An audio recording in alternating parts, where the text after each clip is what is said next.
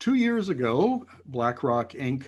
CEO Larry Fink, with his $8.6 trillion asset management fund, shook up the finance world with a letter to CEOs arguing that climate risk is financial risk and that going forward, the financial community would be much more interested in how corporations manage climate risk. And Dr. Akshat Rathi from Bloomberg has written about this extensively and wrote a column a couple of weeks ago that I'm very interested in about terminology in what is climate risk, what is net zero, what so on. So we're going to talk to Akshat, and welcome to the interview. Hi, nice to be here.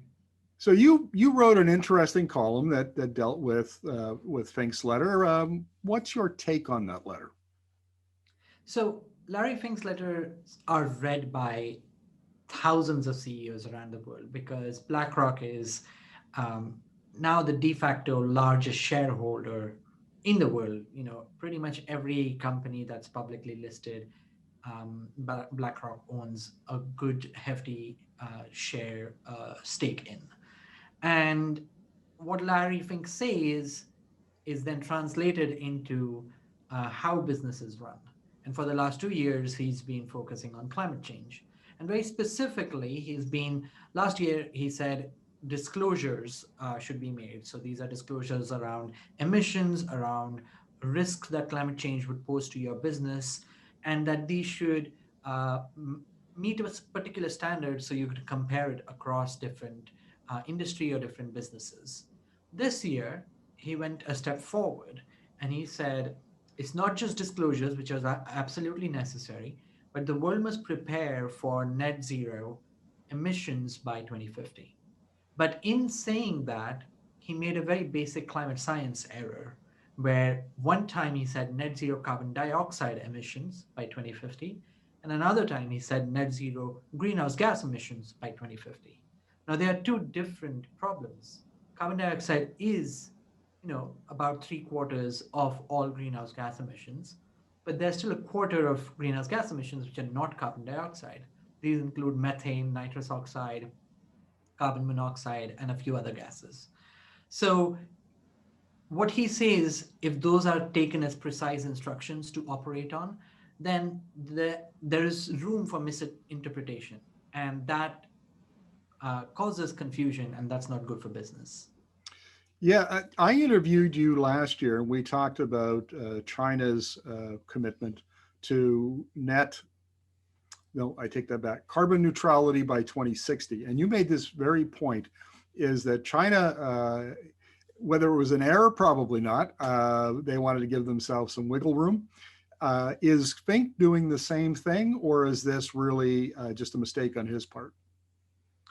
I don't think he's trying to confuse, and that's what a number of people I spoke to said. It just feels like a genuine mistake, but also perhaps it's reflective of how climate has become such a big issue and so quickly that large organizations, even organizations as large as BlackRock, haven't yet got all the expertise in place to make sure that when it goes through the number of reads that it goes through in a firm before it's published as a public letter, that such mistakes are caught. And this is not just a BlackRock problem.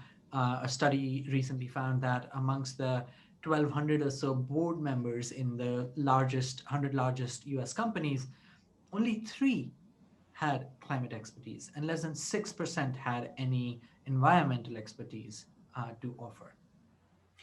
Yeah, this is an interesting issue for corporations. I know in Canada, in 2019, Exchange Commission started to require companies to do more detailed climate risk disclosure. 2020, it became mandatory.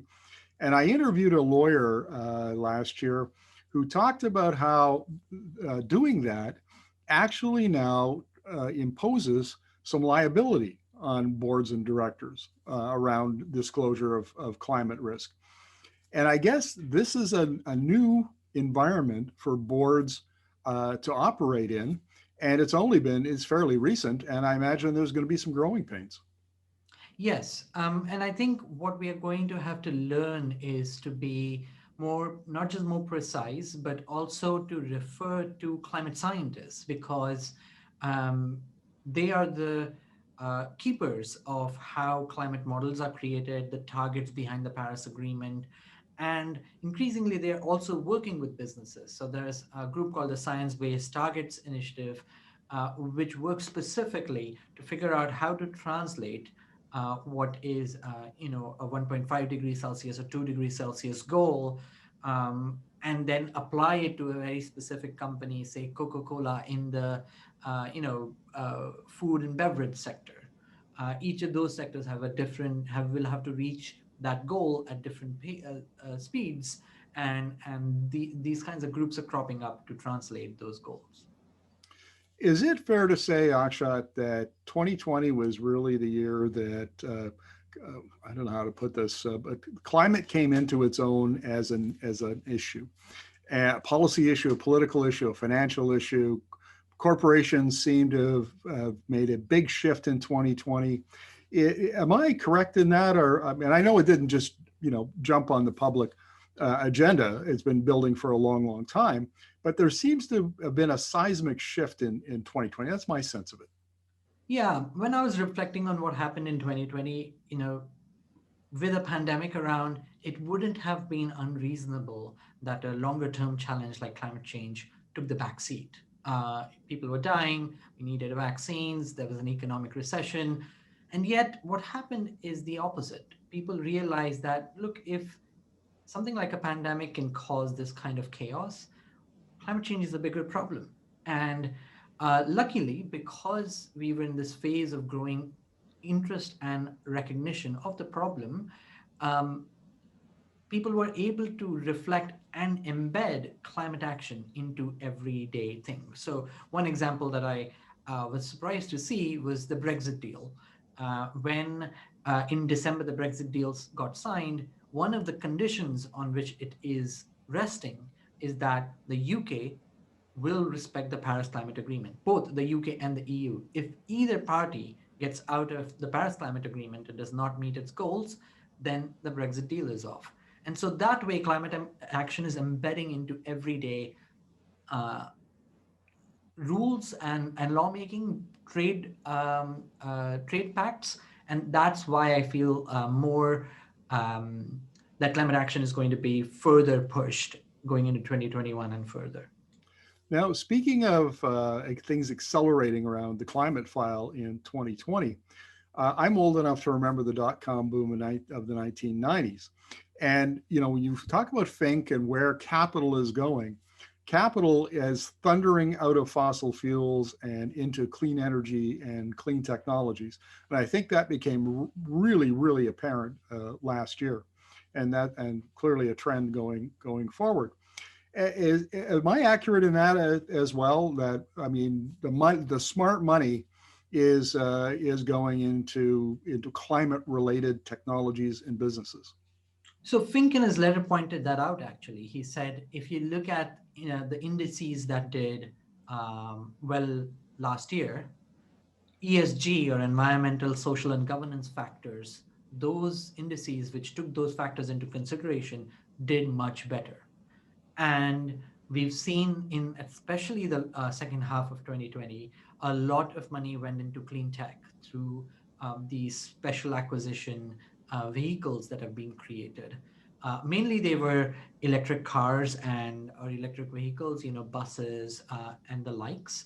But there were a few others, and it's clear that with the oil sector especially squeezed during a pandemic with prices so low, um, and these companies setting up net zero goals, that the money towards green objectives, both through ESG indices but also through sustainability bonds, is going to keep growing and faster. Well, Akshat, thank you very much for these insights. Finance in and the rush of capital into these new sectors is going to be something we'll be keeping our eye on over the next year or two. Really appreciate your insights as always. Thanks for having me.